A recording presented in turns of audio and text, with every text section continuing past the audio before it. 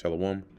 First and foremost, I want to give all praises, honor, and glory to Yahweh, Bahasham, Yahweh Shai, Bahasham, Recha Kudash. Double honors to the elders and the apostles of Great Millstone, and peace and blessings to the elect. And today we're going to go into the book of Psalms, the 131st chapter. A song of degrees of David. Now, a song of degrees, when you actually go into the word degrees, it says what comes up, thoughts, step, stair, ascent, right? Song of ascent to the three great pilgrim feasts. Now, if we look up here, it's that Song of Ascent Bible. See what that's about. Oops. So, Song of Ascents. It says here, Song of Ascents is a title given to 15 of the Psalms, from Psalm 120 to 130, each starting with the superscription Shir Hama'aloth.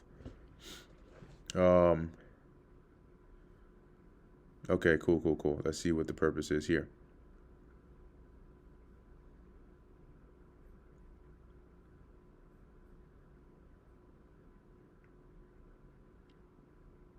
All right. It says here, the centrality of Psalm 127 attributed to Solomon, the builder of God's house, resonates.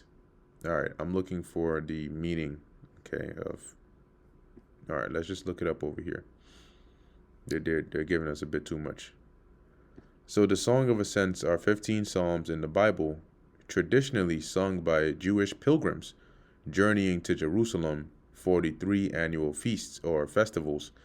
That is the Passover, Pentecost or Feast of First Fruits, and the Feast of Tabernacles. These pilgrim songs reflect the themes of hope, repentance, unity, and reliance on God, often focusing on the ascent to the temple, which is why it's called Song of Ascents or degrees.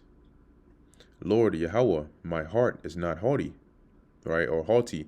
Haughty is proud, right? David is saying here, Lord, I'm not, I've humbled myself, right? My heart is not proud. My heart, my mind is not proud, nor mine eyes lofty, right? And lofty is like exalted. See, so he's basically saying, like, I don't walk around with an exalted look. Neither do I exercise myself in great matters or in things too high for me. And that's like the scriptures say that, right? Seek not the things that are too much for you. Right? It says, I don't concern myself with matters too great or too awesome for me to grasp.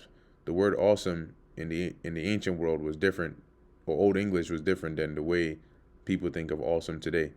When people think of awesome, they think of it as something that is positive all the time.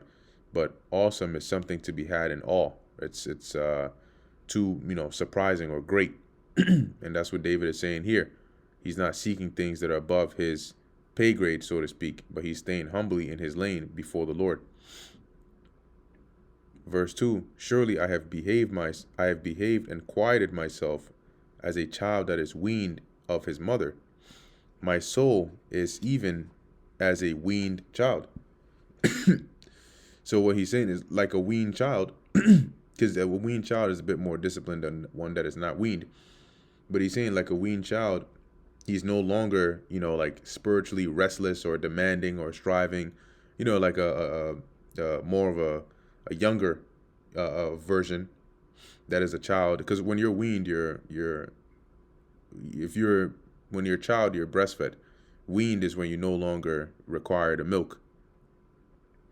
So it's a sign of maturity, spiritual maturity, right? So he's saying he has rather learned to be quiet, right, and content before the Lord, like a weaned child.